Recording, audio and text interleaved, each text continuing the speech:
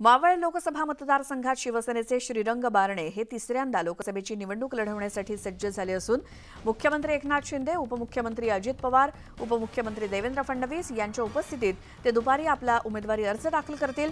तर मुख्यमंत्री एकनाथ शिंदे यांचा बारणे यांच्या प्रचारार्थ रोड शो देखील होणार आहे।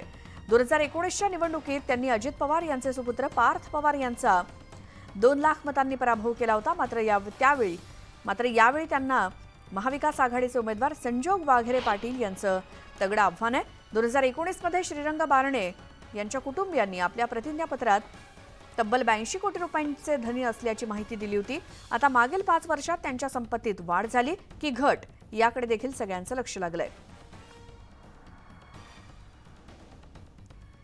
मावळचे उमेदवार श्रीरंग बारणे महायुतीकडून शक्ती प्रदर्शन करत आपला उमेदवारी अर्ज आज दाखल करणार आहेत। मुख्यमंत्री आणि दोन्ही उपमुख्यमंत्री उपस्थित असणार आहेत। अधिक माहितीसाठी जाऊयात आमचे प्रतिनिधी गोविंद वाकडे यांच्याकडे। गोविंद, किती वाजता श्रीरंग बारणे उमेदवारी अर्ज भरण्यासाठी जाणार आहेत?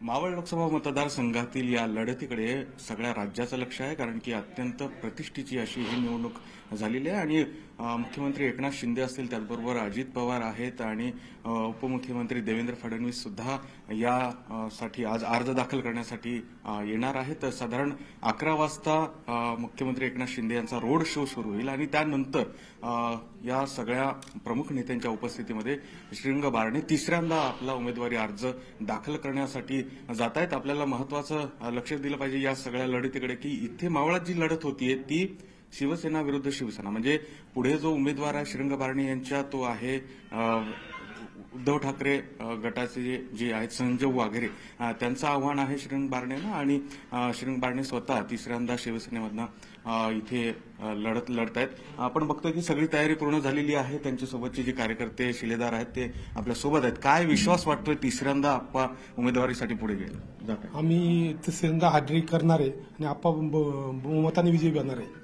अच्छा, शिवसेना विरुद्ध शिवसेना अशी लढत होतीये, काय वाटतंय? आम्हीच विजयी होणार आहोत।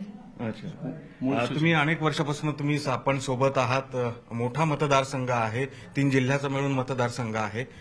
कशी प्रतिसाद आहे, काय सांगा? आपण चांगला प्रतिसाद आहे। बरेच वर्ष झालं मी आपण बरोबर काम करतोय, पण आपणचा जनसंपर्क आणि तिथले लोक आम्ही केलेली कामं या जोरावर आम्ही 100% निवडून येणार, हॅट्रिक करणार। अर्थात सगळ्यात महत्वाचं म्हणजे 2019 मध्ये ज्यावेळेस श्रीरंग बारणे लोकसभेसाठी इकडे विजयी झाले त्यावेळेस त्यांनी अजित पवारांचे पुत्र पार्थ पवार यांचा 2 लाख मतांनी पराभव केला होता। मात्र तेच अजित पवार आता पुन्हा श्रीरंग बारणे यांच्या प्रचारासाठी आज या शहरामध्ये येत आहेत आणि त्यामुळे मुख्यत्वे आपल्याला लक्षात येईल की ही सगळी महायुतीचे जे शिलेदार आहेत, प्रमुख नेते आहेत, ते आज असणार आहेत। त्याहून महत्वाचं म्हणजे 2014ला आप्पांची जी संपत्ती होती ती आहे 66 कोटी, 2019ला 85 कोटी आणि यावेळेस त्या 5 वर्षात त्यांच्या संपत्तीत घट झाली का वाढ झाली याकडे सगळ्यांचं लक्ष लागलेलं आहे। श्रीमंत उमेदवार म्हणून त्यांच्याकडे पाहिलं जाते, मात्र वारसा प्राप्त ही सगळी संपत्ती आहे असं सांगितलं गेलंय। एकंदरीत तिसऱ्यांदा ज्यावेळेस उमेदवारी अर्ज दाखल करतील त्यावेळेस मोठं शक्ती प्रदर्शन आज होणार आहे आणि शिवसेनेसाठी नव्हे तर गोविंद, धन्यवाद या सगळ्या माहितीसाठी।